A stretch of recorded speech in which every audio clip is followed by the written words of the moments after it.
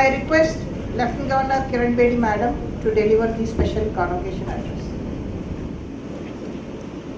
Madam Vice Chancellor, Honorable Chief Guest, Honorable esteemed guests, award winners, degree receivers, members of the faculty and friends.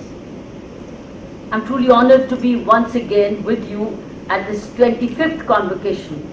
It's a rare privilege to be a part of this 25th historical convocation.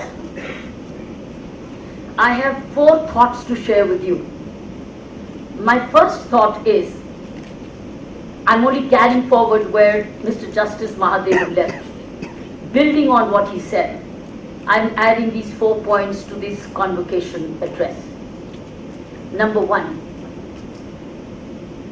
this is for the faculty. I have a message, an idea for faculty, then I have a message for the students, there's a message for a system, and there's a message for a project. So first for the faculty. I've been a teacher myself. I started my career as a lecturer in political science in a graduate college in Amritsar.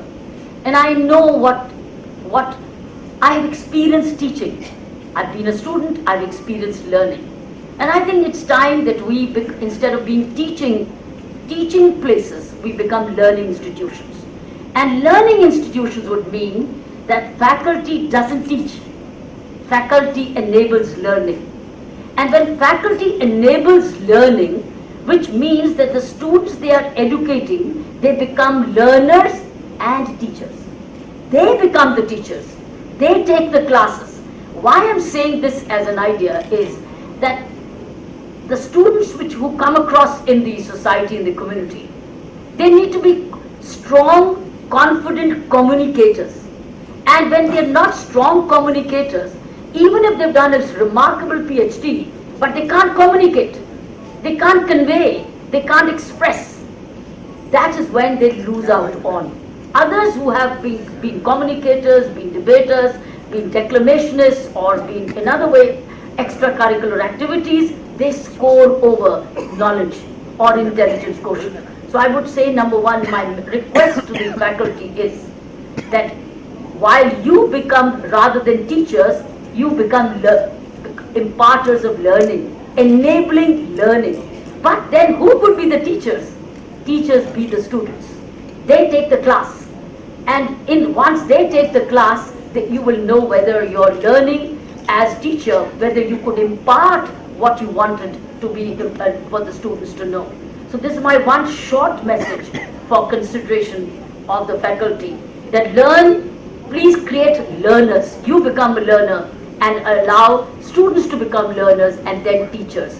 And allow them to take a class. Why should we only celebrate on September 5th, the Teacher's Day? I think every day should be a Teacher's Day, where the class is taken by a student identified to say, you will take the class this Monday, you will take it on Tuesday, you will take it on Wednesday. It will be an amazing revolutionary learning, self-learning for the students, because then they will have to be teachers. So let the student be a teacher. and let the teacher be a learner, impart learning. My second message to the students, my friends, is the question here is, are you focusing more on self-study or are you waiting for a class? How much of self-study do you do? Now, during our time, we had to go back to hard copies, hard books in the libraries to study.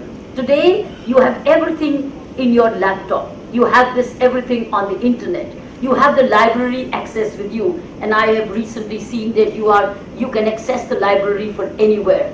A student who is outstanding, a student who wants to do better in life will become a self-learner. So not only you be a self-learner to teach, to communicate, to show confidence, to show early leadership, but you also become a self-learner, which means you read your chapter, you study your chapter before the class is taken. That means you have already done your homework before coming. When you sit up and take examinations, you will sit for competitive examinations. You might go to coaching classes, but in the end, you are going to be self-learners, self-study. So I would secondly, for my little short message to the students is that focus a lot on self-study if you want to succeed in life, because in the end you're left to your self-reliance. Self-study teaches you self-reliance. I personally practiced this in my masters when I was doing my masters in political science, and I was since a regular traveler because of my sports, competitive sports. I was a self-learner. I was compelled to be a self-learner because I was missing classes because of my travels. And I used to travel with books. And I used to be a self-learner while traveling. And when I would return after my sport activities back to my classes, my teacher, I would have had already read about 4 or 5 books on the same chapter which the teacher is teaching. Friends, this is how I could combine my sporting activities with my academics during my early time. That is why by the age of 20, I could qualify to be a lecturer by merit, and I could enter the Indian Police Service by the age of 21, and the first instance itself. So my second message to you, if you want to be an early success, a person in success in your life, and you want to start early in whatever you do, be self-learners. Focus a lot on self-study, self-development. In fact, this habit of mine goes back to my school days when my mother used to give me the school bag of my next class in my summer vacations. 6th standard books I used to get while in the 5th standard holidays are over. The summer vacation comes and I've yet to go to the 6th standard.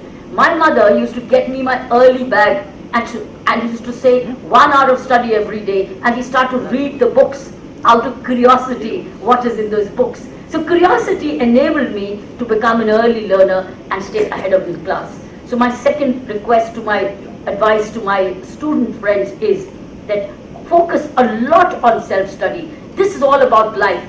Preparation is about life. When you learn to do self-study, you start learning the habit of preparation, of anticipation, and ahead of the curve rather than behind it. My third suggestion, as I said, I have 4. The third one is, what an amazing youth revolution we have in this country.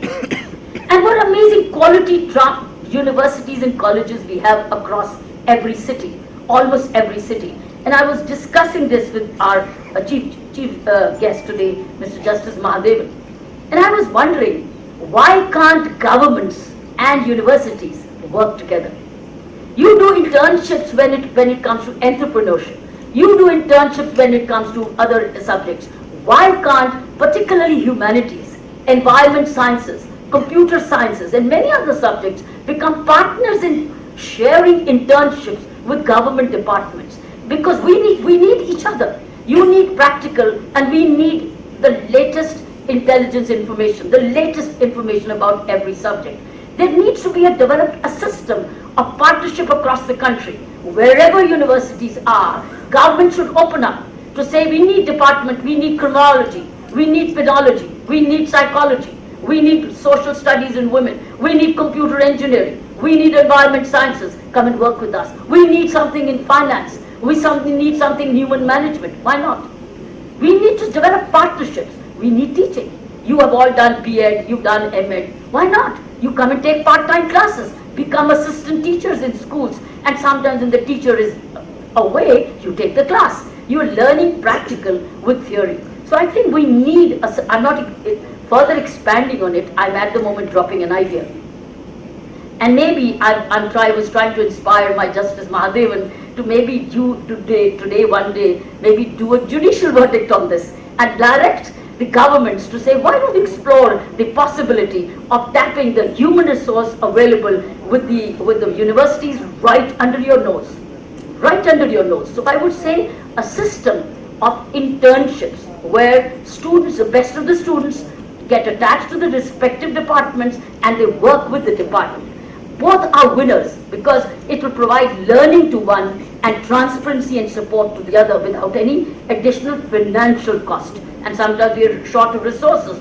This way, it will be a win-win situation. You learn while you are in the university and we get latest knowledge while in the departments. We need to have evolve one day a national system, and I'm not going to be surprised one day with the kind of dynamic political leadership in the Prime Minister we have today. He might just do it, develop a partnership between the universities and the government departments, and then say we rate your governance according to how many internships you offer to the youngsters who are bright, and then extra marks are given to those students who've done some excellent work as internships and with the government departments.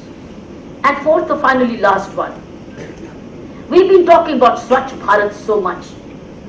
Where is the youth? Where are the colleges? Where is the university?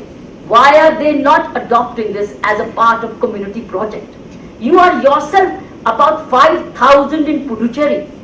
5,000 in Pondicherry itself, or 6,000 in Pondicherry itself.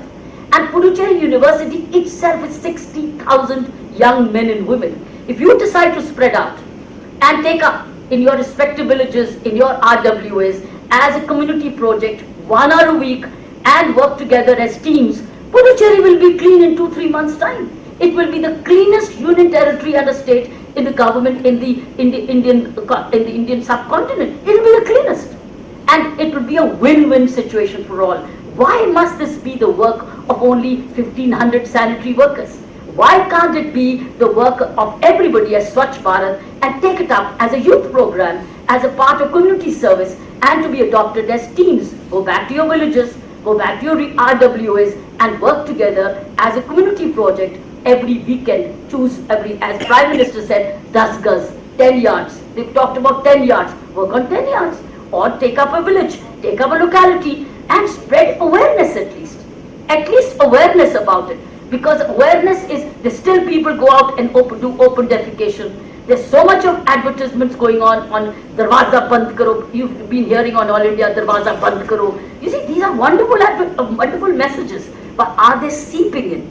Friends, with 6,000 plus, almost 6,000 youth in Pondicherry University itself. 60,000 youth in Pondicherry itself.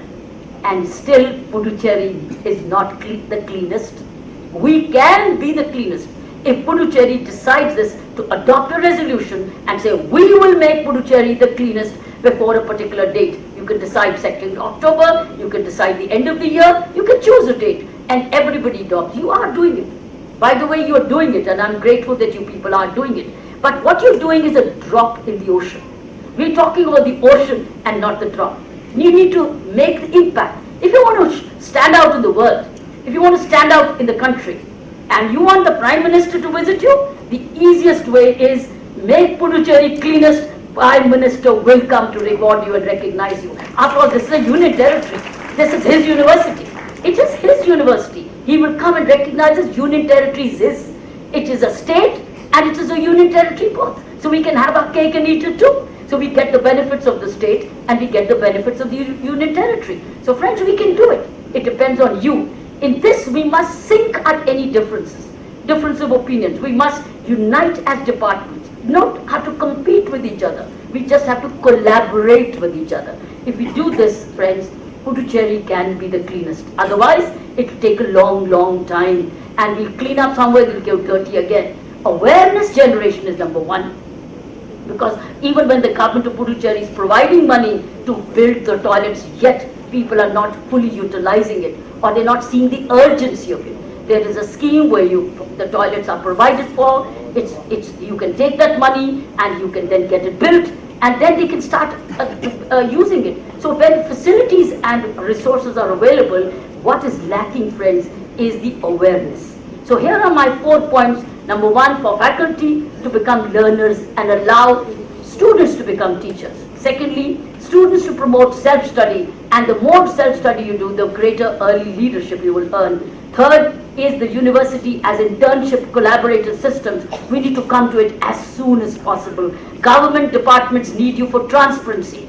Corruption will fall substantially if we start working together, because everything will become transparent, everything will become more participative and accountable. And fourth and last but not the least is a community project. Don't lose time. We have an opportunity. Puducherry can become the first university in the country, certainly maybe the first country in the world to have adopted such a program. Opportunity is yours. It's for your taking, whether you resolve to take it or not. I've done my duty as your rector. As a rector, I've told you, here's an opportunity for all 60,000 university students to say, I am from Pondicherry University. We are the ones who made Puducherry completely swachh and clean, and it is our community project. I'm from that university, and you might break the Guinness record. You might break Guinness record, because 60,000 students, I do not know whether ever they were involved into one combined community program. And when one university attains a records of that sort, every university student is a gainer. Thank you very much for this rare opportunity.